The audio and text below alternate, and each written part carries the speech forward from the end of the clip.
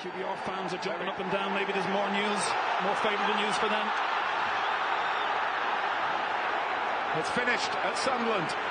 Manchester United have done all they can. That Rooney goal was enough for the 3 points. Manchester City are still alive here. Balotelli, Aguero!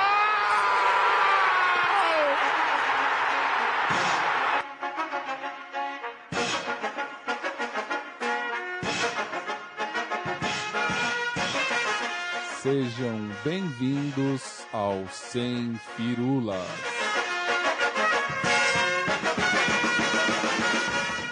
Boa noite, centralinos. Bom dia, não firuleiros. Estamos começando o primeiro podcast Sem Firulas. Sejam bem-vindos.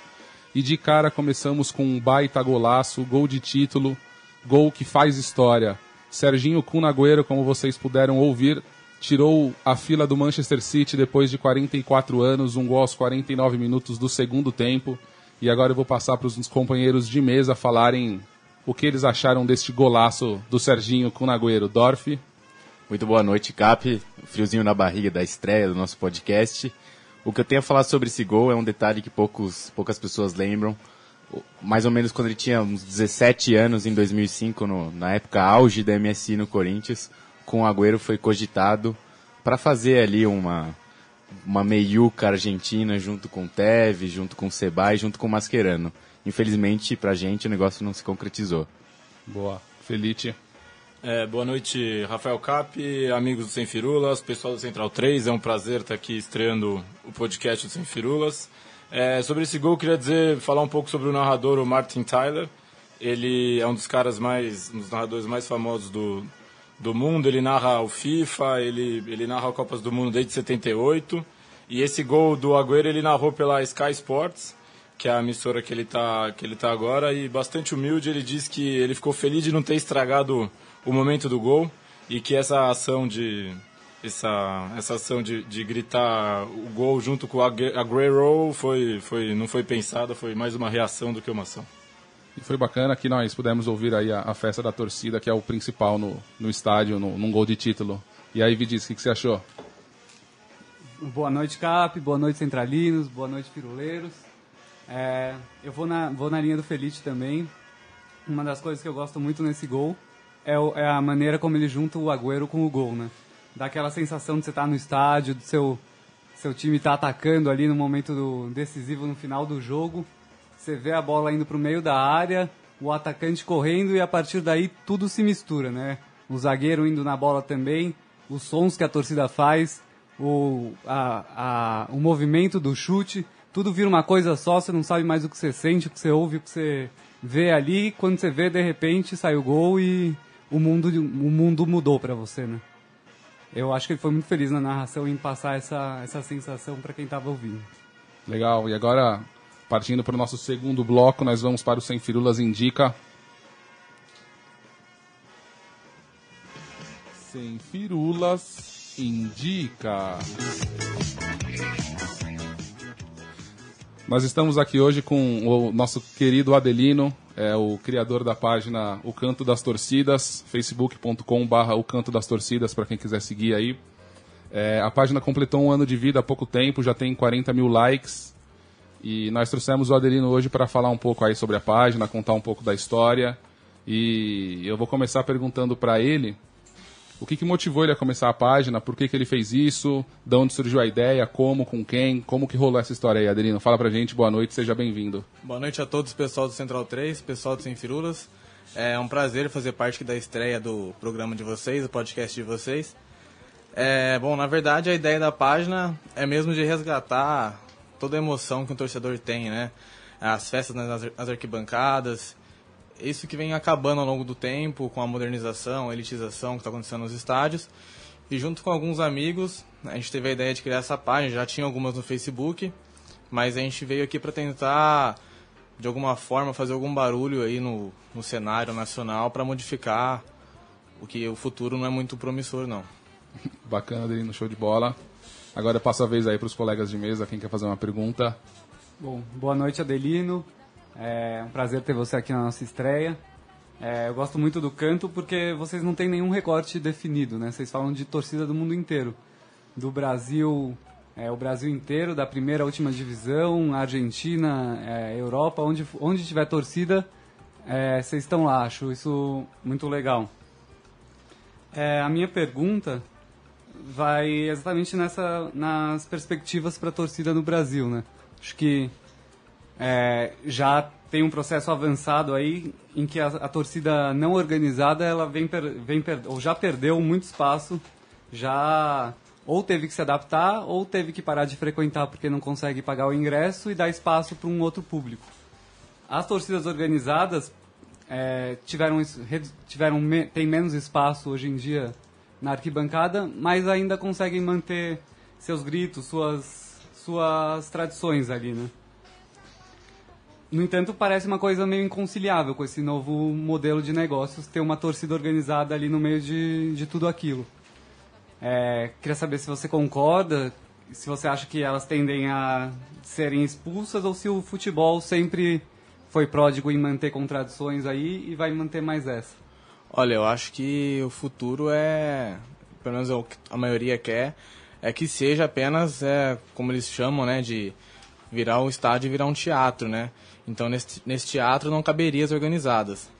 Mas, assim, ao longo do tempo estão proibindo tudo, com aumento de preço também, então vão tirando o sinalizador, já não pode mais fumaça, não pode bandeira, daqui a pouco não vai poder também organizada, né? Esse daí é o que todos pensam, né? Mas, assim, a organizada resiste, né? Com todos os empecilhos, ela resiste, e eu acho que vai ser difícil tirar as organizadas dos estádios, e isso não pode acontecer de maneira alguma, né? O que a gente puder fazer para estar do lado delas, para ajudar elas, e os clubes também precisam ajudar elas, né? Os clubes precisam, como você disse anteriormente, Vidiz, ela precisa ser um só, né? Eles precisam se unir, porque ficam nessa discussão, meio que criminalizam eles como marginais, etc.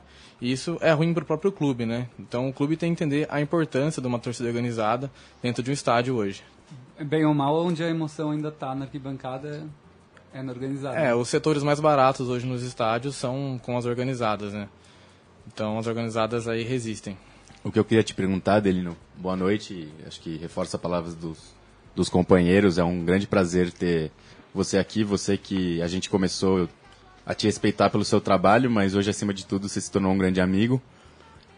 Indo em linha com o que o André estava falando, uma coisa que eu também acho muito legal é o fato de você abordar diversos cantos, de diversos lugares, e um trabalho que você começou a fazer recentemente foi o de legendar e traduzir cantos para que eles tivessem um alcance maior, chegassem em outros públicos, que é um trabalho muito bacana.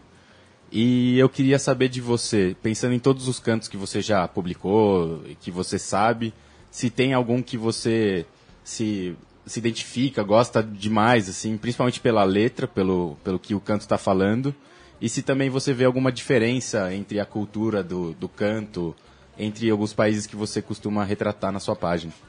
Bom, Dorf, primeiramente também retribuo aí as palavras, né? Um prazer, a nossa amizade aí vem crescendo ao longo do tempo.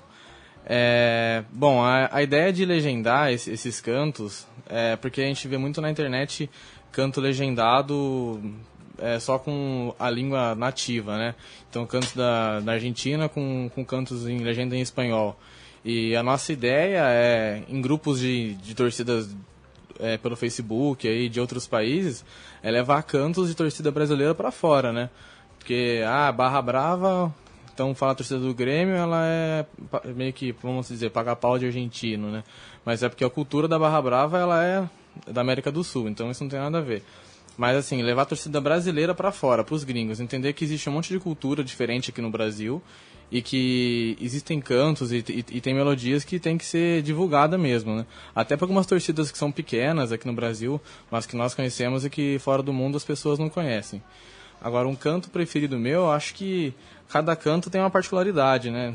Eu gosto muito de vários cantos, assim, eu vejo vários, eu pesquiso vários. Desde torcida de basquete do Uruguai até torcida de futebol do salão da Europa, eu vou atrás, quero entender qual é a letra que os caras estão cantando. E assim, difícil eu eleger a minha preferida, assim, mas acho que pra mim um dos vídeos mais legais é a torcida do Racing cantando no Independiente, a música Depender Eu Te Sigo, que é que eles contam a história do clube, de como eles tiraram o clube da falência, de como encheram um estádio sem ter nenhum jogo. E eles cantam isso no estádio dos caras, o estádio dos caras estão em construção e os caras estão com capacete de operário, de pedreiro. Acho que esses são os vídeos mais legais que existem aí na internet. Bom, Adelino, eu queria agradecer sua participação aqui, dizer pra quem não sabe, o Adelino é um baita zagueiro também, quem estiver precisando arrumar a zaga aí, só falar com ele. Chuteira preta. Chuteira preta, exato. Eu queria falar rapidinho sobre Major League Soccer, é um assunto espinhoso ainda. A Major League ela tem uma média de público alta, tem um time que é o Seattle Sounders, que ele leva 42 mil pessoas por jogo e tem um barulho ensurdecedor da torcida. Na semana passada a gente teve um clássico, que foi o primeiro jogo que teve entre os dois times de Nova York e as torcidas já se provocando, então já criando uma rivalidade. Eu queria te perguntar como que você vê essas torcidas que são mais fervorosas em locais que não tem tanta cultura de futebol. Você acha isso bom? Você acha isso ruim? Você acompanha? Pensa em legendar um grito da Sounders, por exemplo? Eu acho legal a torcida assim, dos Estados Unidos, que principalmente nesse último clássico a gente começou a ver que está nascendo uma paixão deles. Mas assim, a Major League Soccer eu não consigo entender ainda muito bem o que ela vai proporcionar pra gente.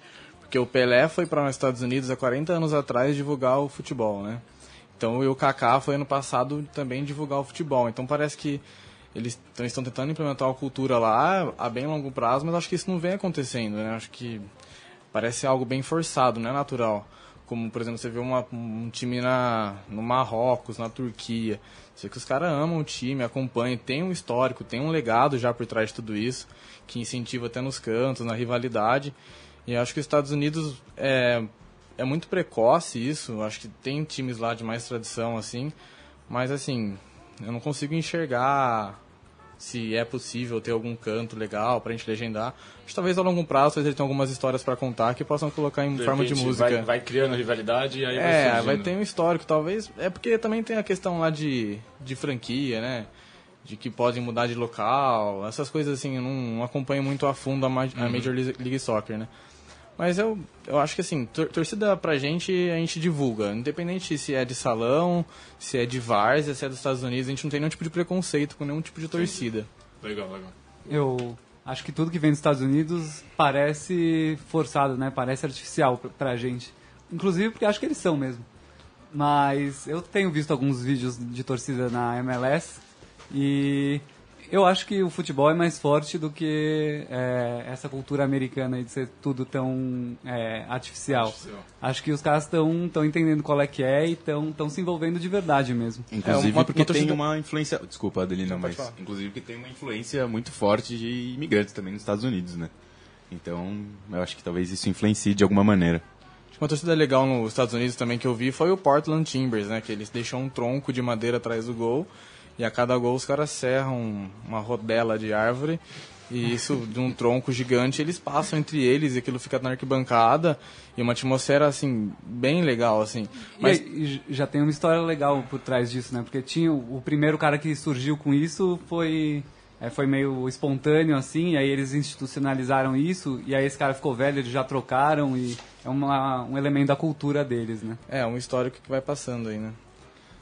Pessoal, então, obrigado, Adelino, de verdade. Espero que na próxima entrevista você já tenha 4 milhões de seguidores no Facebook. Mas o Adelino continua aqui, né, pra comentar continua aqui acompanhando conosco, sim. E pra quem não segue ainda, facebook.com/o Canto das Só posso mandar um salve para o pessoal que me ajuda também na página lá. Fica à vontade. Eu mandar um abraço pra galera que me ajuda na página desde o começo aí, Alexandre, tem João, a gente tem 3 Joões na página, tem um até que inclusive é de Portugal. O Vinícius Oliveira, que é um cartunista, então acho que é a única página de Facebook de torcida do mundo que tem um desenhista próprio, né? E também todo o pessoal lá, o Léo, o Vitor e o Matheus, todo mundo que me ajuda lá, acho que são mais de 10 administradores lá que fazem essa página crescer cada dia. Tem uns caras que obrigado pela oportunidade. Você também, tem um tal de Guilherme Dorf também, que ajuda a legendar. Ajuda a legendar, né?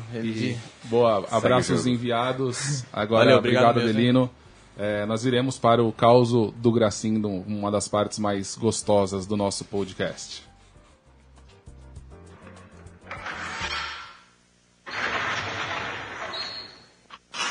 Causos do Gracindo. Boa noite, pessoal do Sem Firulas, boa noite, ouvintes. Hoje nós vamos falar de uma história ocorrida em abril de 1975. Dinheiro na mão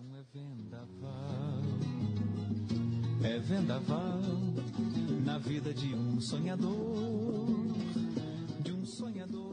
Muito bem, Paulinho da Viola estraçalhava no Brasil com essa música, Pecado Capital, Dinheiro na Mão é Vendaval. Em Portugal, Eusébio, o grande craque português, já estava terminando sua carreira.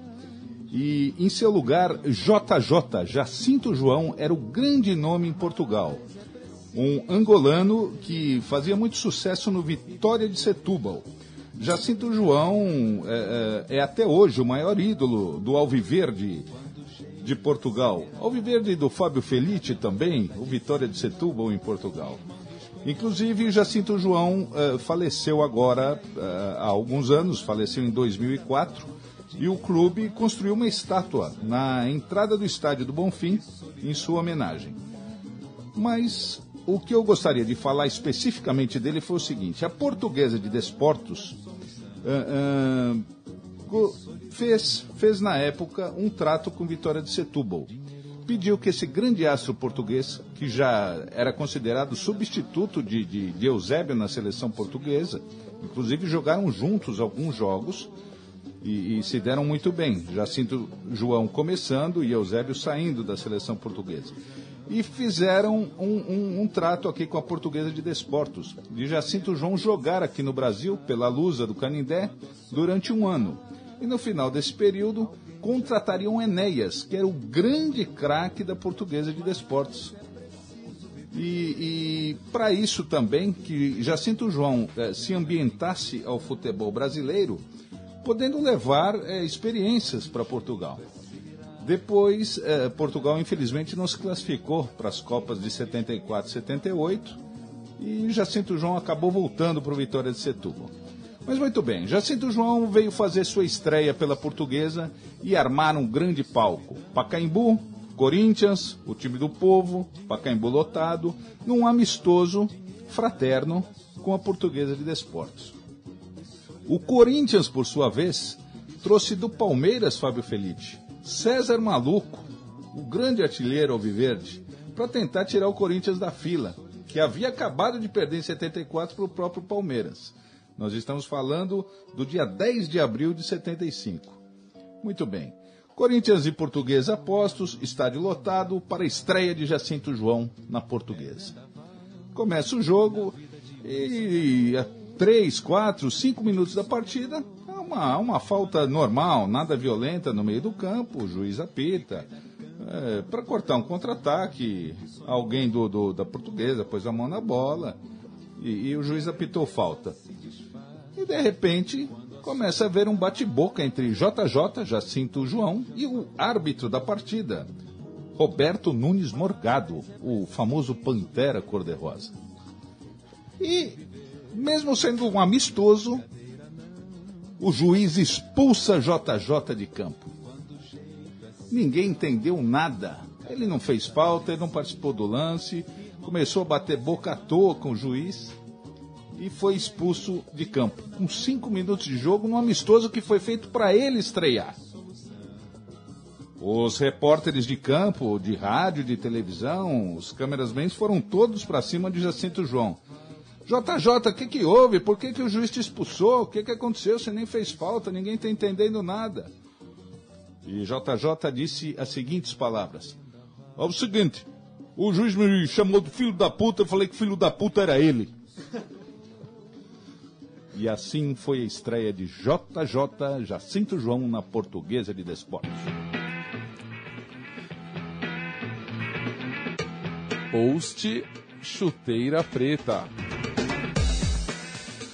O nosso post Chuteira Preta é aquele post que nós consideramos um post que vale um destaque aqui e vamos trazer para vocês o tema e o nosso querido Dorf vai falar sobre o esquema Itaquera funciona e Timão lidera, desonestidade jornalística.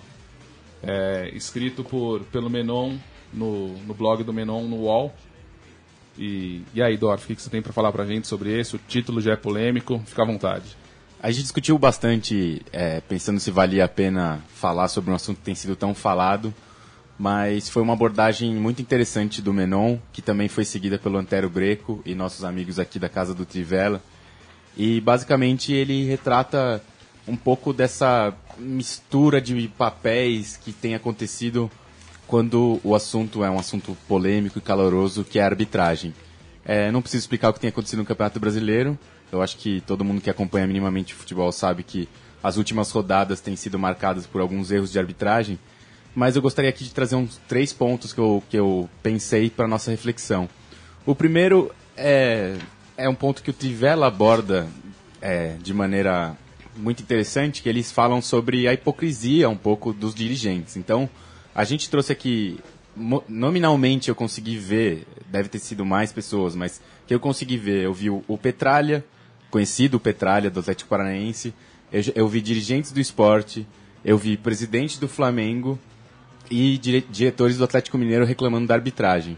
O que eu me questiono, e depois eu queria ouvir a opinião de vocês, é se realmente esses dirigentes eles querem que a arbitragem melhore no Brasil, eles estão brigando pela melhora da arbitragem, ou se eles só estão pensando em alguma maneira de justificar maus resultados.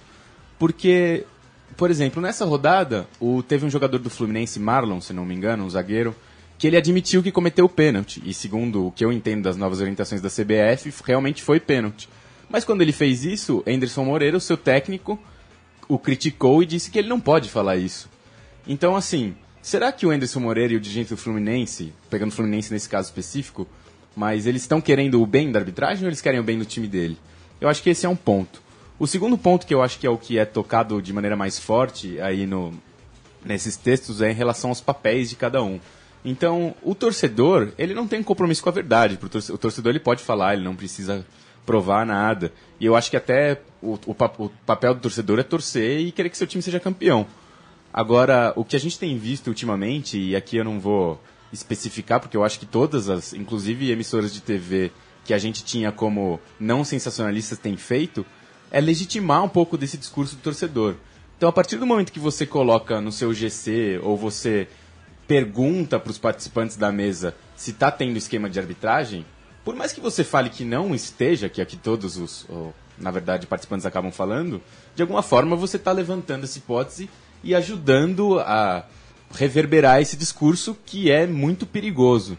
Então, os jornalistas eles são muito espertos, eles não afirmam que está tendo esquema, porque isso eles teriam que provar na justiça e eles serão processados. Mas fica esse diz que me disse, e no fim ninguém prova e fica reverberando um discurso que eu acho muito perigoso você não quebrar, não provar. Inclusive a própria ESPN, eu acho que é a opinião de todos aqui, a gente não gosta de comentários de arbitragem, e a própria ESPN, hoje em dia, o André estava me falando e eu vi o nosso querido Salvo Espínola, ele é um personagem principal dos programas da ESPN, que é uma coisa que pra gente é super novidade. Por fim, eu acho que o mais importante da minha fala é um pouco sobre o foco que a gente está dando para as coisas. Quando a gente assimila esse discurso que o juiz está sendo decisivo nas partidas e fica reverberando nisso, rodada a rodada, colocando uma lupa, eu acho que, isso é opinião própria, eu acho que esses erros sempre aconteceram, mas antigamente a gente lembrava de um Castrilli, que decidiu o último jogo num campeonato mata-mata decisivo, o Armando Marques, que errou a contagem dos pênaltis, uma coisa absurda. Hoje em dia, com os recursos tecnológicos, a gente fica analisando rodada a rodada. E a gente assimilou aquele discurso, né, que todas as rodadas são importantes no Campeonato Brasileiro. E o que eu acho triste de a gente ficar dando essa importância é que a gente sempre reclama que os juízes, eles querem para eles um protagonismo que a gente não deveria dar. Mas eu acho que a gente acaba conferindo a eles a importância que eles não deveriam ter. E quando a gente dá importância para o juiz, a gente deixa de comentar aspectos culturais, aspectos psicológicos, aspectos táticos que são, para mim, muito mais interessantes de comentar na partida. Acho que nessa linha que o Dorf está falando, eu gostaria de ressaltar uma frase, na verdade 3 frases, né, meio parágrafo, do texto do Menon. Então ele fala: os programas de futebol gastam um tempo enorme com os tais lances polêmicos. Pouquíssimo tempo para falar de tática, de técnica, de futebol. Todos querem explicar o resultado pela ótica da arbitragem. Acho que essa frase resume bem o texto dele e porque a gente escolheu para ser o Chuteira Preta da semana. Bacana. E agora nós vamos para o post escanteio curto. Post escanteio curto.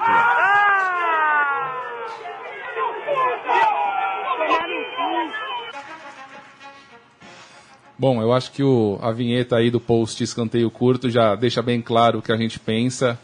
É um tipo de matéria que não agrada, que a gente acha que não agrega em nada.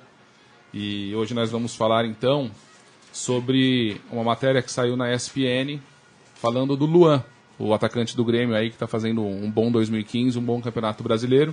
E o título da matéria é Terror do Grenal, Luan foi desprezado por Inter, São Paulo e Corinthians. Revela a gente. E quem pode falar melhor pra gente sobre isso é o Vidiz, manda bala. Então, essa é uma matéria bem comum aí nos últimos anos na imprensa esportiva. Eles pegam um jogador que está em destaque, que estourou agora, e vão atrás da carreira dele na base para mostrar como outros times tinham chance de tê-lo e deixaram passar. O problema que a gente vê é que eles pegam uma coisa super comum, corriqueira e normal na vida dos clubes, que é escolher quais jogadores eles vão apostar e quais eles não vão apostar, e tentam transformar isso numa polêmica, num absurdo, numa crítica aos clubes, uma coisa que atraia cliques e gere aquela tensão. Nessa matéria, praticamente o empresário dele fala a matéria inteira, e se você para ler os fatos que ele cita na matéria, é que o Luan negociou com o Inter e não fechou, depois jogou um jogo contra o Corinthians e foi elogiado por um dirigente corintiano, mas que também não quis fazer uma proposta, e que o empresário o ofereceu para o São Paulo e o São Paulo não deu atenção. Que é uma coisa que deve acontecer toda semana na vida de todos os grandes clubes. E mesmo no final da matéria, o próprio empresário fala. Ele fala, na época do projeto havia jogadores que prometiam muito mais do que ele, mas o Luan surpreendeu todo mundo. Ou seja, o próprio empresário dá razão para os times que não contrataram o Luan e que é o que a matéria está criticando. E a gente também escolheu essa matéria porque o Dorf tem uma história especial aí com jogadores novatos, promessas que são desprezados por grandes clubes brasileiros. Na verdade, todo mundo que é nosso amigo já ouviu essa história, eu e o André a gente adora contar, mas como os nossos queridos ouvintes ainda não conhecem, vamos contar essa história. Era o ano de 2006 e a gente estava aí de férias no Uruguai. Fomos assistir uma rodada dupla que acontecia em Maldonado. O primeiro jogo era o atual campeão uruguaio, o Rocha. Foi um campeonato bem surpreendente, jogando contra o Dourados, que tinha na linha de frente Louco Abreu e Yarley. Mas o segundo jogo era o jogo mais importante, que era o jogo do Peñarol contra o Nacional, o grande clássico. O Peñarol naquela época tinha o Acosta, que jogou muito, para mim foi o melhor dos dois jogos, não sei se o André concorda. Que depois eu fui descobrir que estava no Náutico, depois de uns 2 anos. E o Nacional tinha um cara que o nosso amigo flamenguista tinha avisado. Tem um jogador aí nesse time do Nacional que o Andrade foi assistir esse jogo junto com a gente só pra ver ele. No caso, vocês devem ter imaginado já, esse jogador era o Luis Soares. Como a gente já tinha essa introdução, a gente ficou de olho no craque mesmo. A gente foi assistir esse jogo só de olho no jogador que tinha ali seus 18 anos, que era o jogador que estava sendo sondado pelo Flamengo, e ficamos muito atentos, né, em todos os movimentos dele. O que acontece? Eu não sei se foi uma energia negativa nossa, mas essa foi uma das piores partidas que eu já vi um jogador fazer em toda a sua vida. A partida do Soares foi péssima, a partida do Luis Soares foi horrorosa. Inclusive, chegando ao ápice, esse nosso amigo flamenguista, ele escreve no RIP FC, o Henrique Lederman, e teve um lance que o Luis Soares recebeu a bola em profundidade, ele estava correndo, mas ele passou do ponto da bola, e quando ele foi olhar para trás, ele caiu no chão e a bola caiu na cabeça dele. Foi uma coisa ridícula. Quando esse lance aconteceu, esse nosso amigo que estava ali só para observar o Luis Soares, ele subiu no alambrado e gritou: "Filha da puta! Você não vai jogar no meu Mengão, não!" É uma coisa que até hoje a gente tira sarro. Mas a questão é que a gente levantou essa história, foi que é muito frequente que esse tipo de matéria apareça, inclusive com entrevistas ao Andrade, falando, puta, vocês deixaram escapar um dos melhores centroavantes do mundo hoje em dia. A questão é que, estando naquele jogo e vendo o que aconteceu, eu consigo entender a decisão do Andrade. O Luis Soares realmente não jogou bem. Óbvio, você não deve contratar um jogador por um jogo, mas naquele jogo ele teve uma atuação péssima. E esse tipo de matéria ele induz a dizer e todo mundo achar que foi um grande erro, quando na verdade não foi. Eu fiquei imaginando como seria uma matéria do Cafu. Isso é a mesma coisa, Felipe. Se tivesse sido escrita para essa galera aqui, ia ser mais ou menos assim, desprezado por 9 times, Cafu levanta a taça do pentacampeonato. O Cafu é um caso clássico, né? E acho que vale também destacar, já que a gente estava falando do Menon e a preocupação dele com o jornalismo atual, essa relação jornalista-agente, ela é bem delicada, né? Porque o que tem de reportagem que revela a gente, segundo a gente, é tudo a gente plantando notícia e a gente, torcedor, caindo. De volta para o futuro.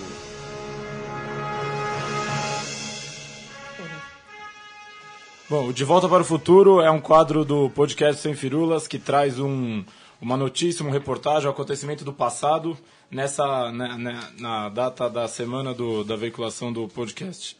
A notícia dessa semana é data de 18 de agosto de 1995 e é da Folha de São Paulo com o título Clubes acertam com TV o maior acordo da história. É uma reportagem do jornalista Mário Magalhães, que hoje está no blog do UOL. Fica aqui um abraço para ele, de exatamente 20 anos atrás. A reportagem ela informa que o Eurico Miranda, então vice-presidente do Vasco, estava negociando os direitos dos clubes como representante do Clube dos 13. A Globo e a Bandeirantes iam pagar aproximadamente 10 milhões de dólares para exibir 15 jogos no sábado e mais 15 jogos na quarta-feira. A matéria ela não diz nada sobre como esses 10 milhões de dólares seriam repartidos entre os clubes. Ainda cita que a Globo estava tentando negociar para transmitir também jogos aos domingos para tentar superar a audiência do programa do Silvio Santos no SBT, que não tinha interesse em transmitir o Brasileirão de 1995. E aproveitando o gancho da notícia, a gente queria aqui indicar um livro e já mandar um abraço também para o Ezequias Pierre, nosso amigo de Recife, que indicou para a gente um livro do Emanuel Leite Júnior, chamado Cotas de Televisão do Campeonato Brasileiro, Apartheid Futebolístico e Risco de Espanholização. Acho que é uma discussão que o futebol brasileiro tem que ter de novo aí nos próximos anos e que a gente não pode deixar passar em branco. Bacana. Vai Santinha, vai Ezequias e... Sem clubismo. Sem clubismo, claro. Mas o Santinha é válido. Manda umas cobrinhas pra gente depois. Eu queria agradecer aí a presença do Adelino, pessoal da Central 3, amigos de Sem Firulas. Até semana que vem, espero que tenham curtido e abraço. Mandem a opinião de vocês no nosso Facebook ou aqui no próprio site da Central 3. Por onde for, a gente quer ouvir o que vocês acharam aí, o que vocês acham que a gente tem que fazer diferente para a semana que vem.